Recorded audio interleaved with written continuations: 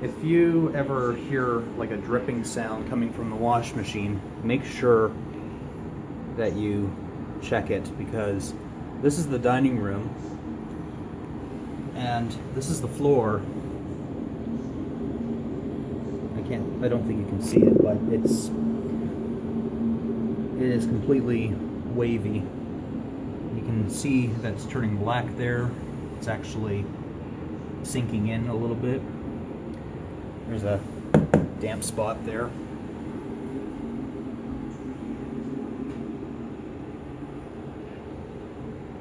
You can kind of see it, but the camera doesn't do it justice.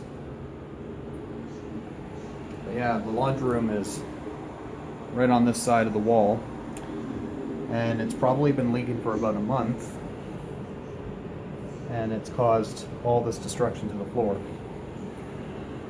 Luckily it wasn't too bad, it was just a drip and it wasn't gushing out, but then if it was gushing out it would have been better because it would have caught it in time.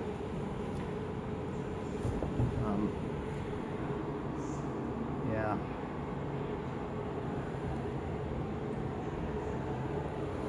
Yeah, the floor is all messed up, but that's okay.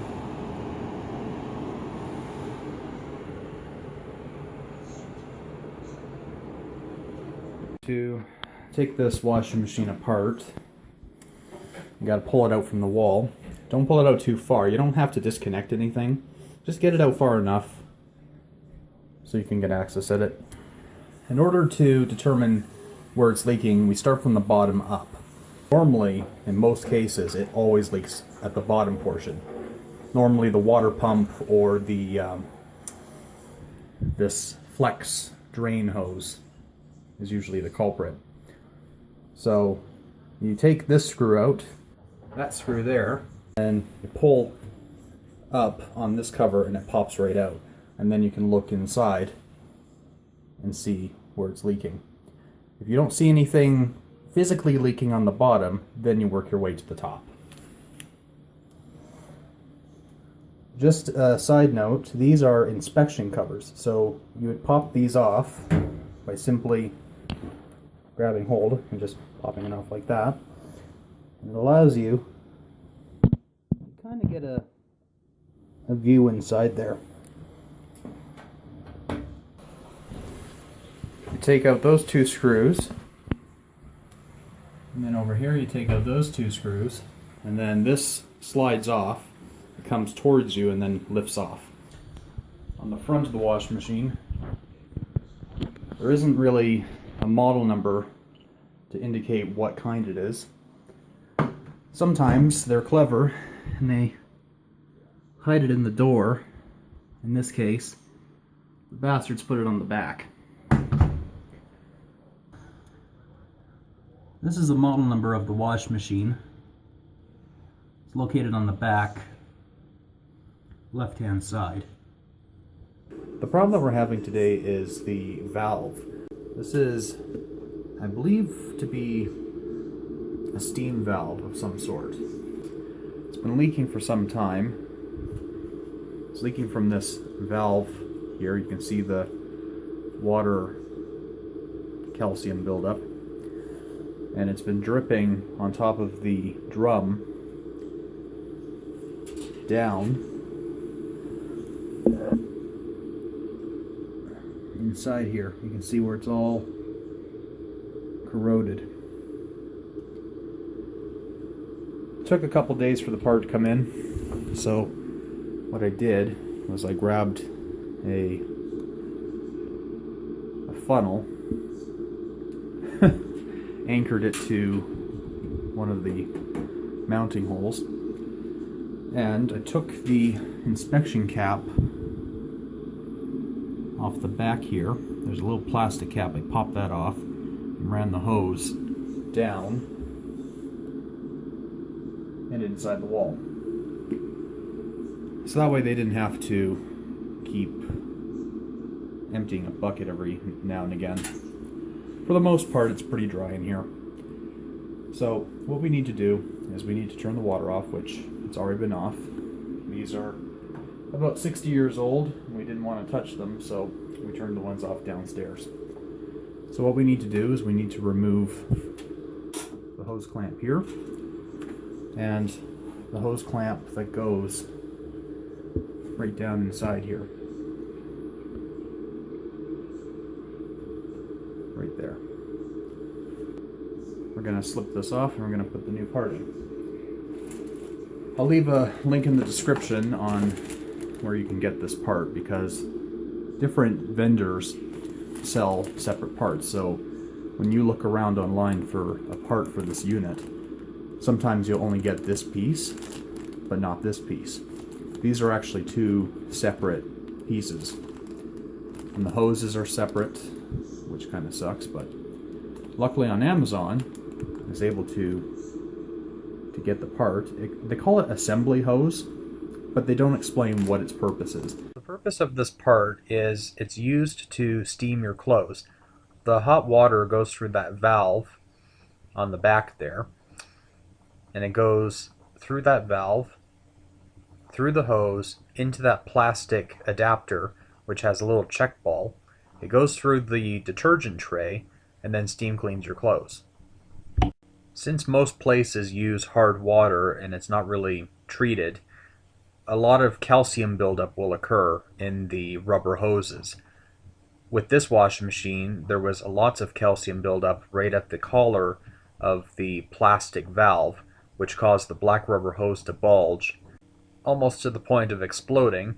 It also caused the little black rubber check ball inside the valve to get stuck, and when this happened, it caused so much pressure and steam inside that valve, and then started to melt, and then we ended up having a leak. There's just a tiny little pinhole, but all that over a month caused a lot of damage. So I got the hose clamps undone. Now you may encounter a slight problem getting the hose off of the brass fitting here.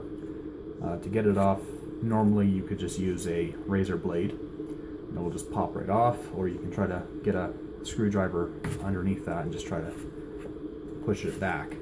You don't want to nick any of the plastics or metals, or else you might create like a little area for water to leak through. But a razor blade, a little slit there, won't hurt. Down here, it's a different story because it's all the way down inside here, and trying to get that off without breaking anything else is not very easy.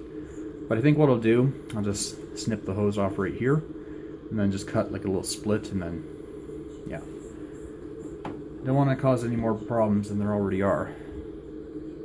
I cut several slits in this hose that way and get it off. And I'm gonna get a Brillo pad and we're gonna clean this. I cut the hose. This is the hose going to the plastic valve, and this is the butt end of the hose that's attached to the water fill valve. And I just cut the hose lengthwise from here all the way back. But yeah, it's pretty bad.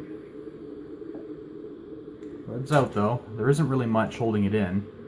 You do have to be careful not to get this transformer wet, but it's kind of protected by a plastic shroud, so it's not wet, it's fine. Installing this part is pretty much the same as removing it, except you don't have to cut any hoses, you just slide things back on. So yeah, you push the hose onto the brass fitting, then you slide this hose clamp onto here, and then do the same thing down below. Now this one's going to be a little bit tricky because it is plastic, so a little bit of, again, persuasion is needed to fit this. Also make sure you feed the hose through this plastic twist tie. Oops. There we go. friend is going to go turn the water on, and we're going to check for any water leaks.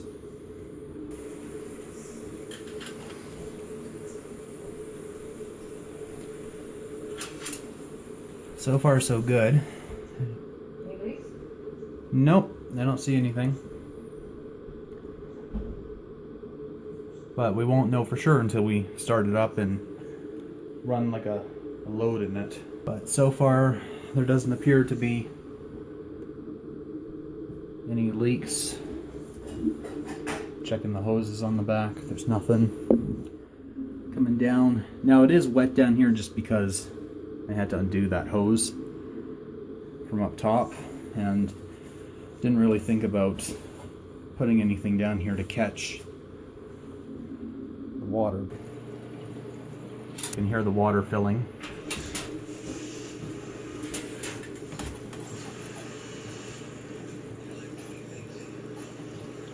But yeah, we're checking for leaks right now. There's not a single drop. I don't advise sticking your hand inside a washing machine while it's on, but just kind of gently feel around, feel around the fittings and make sure your fingers aren't wet. There's a little bit of water here that I didn't sop up yet from when I took the hose apart, but it will dry. This is a water valve down here, so it clicks on to send water through these lines. It also sends water through here, and so far it's pretty good. But you can actually see the inside of a washing machine. You can see the drum wiggling around. Okay, so we're on our draining cycle now.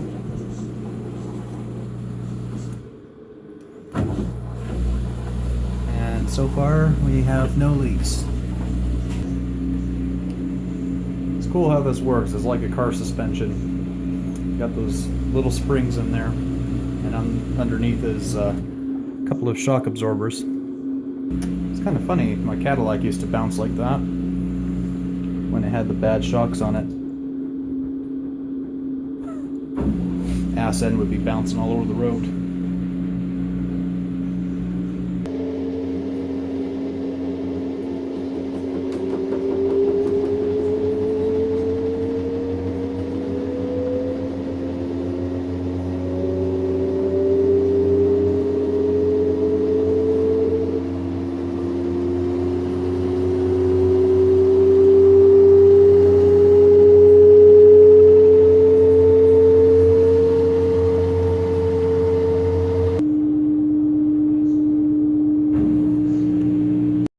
Full speed now.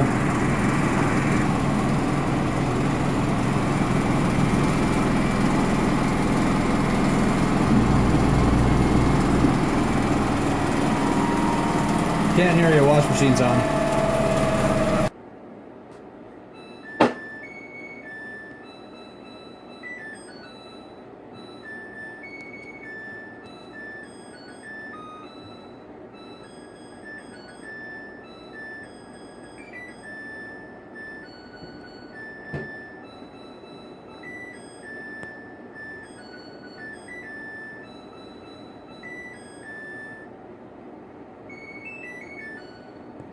So we're going to take a look at this piece. This is the old part that we pulled out, and it's a little melted. I don't know what happened, but this is responsible for steaming the inside of the washing machine. As you can see, this model is a Vert Steam. Vibration reduction technology. Ooh, fancy. Must be those Lincoln shock absorbers. I'm just kidding.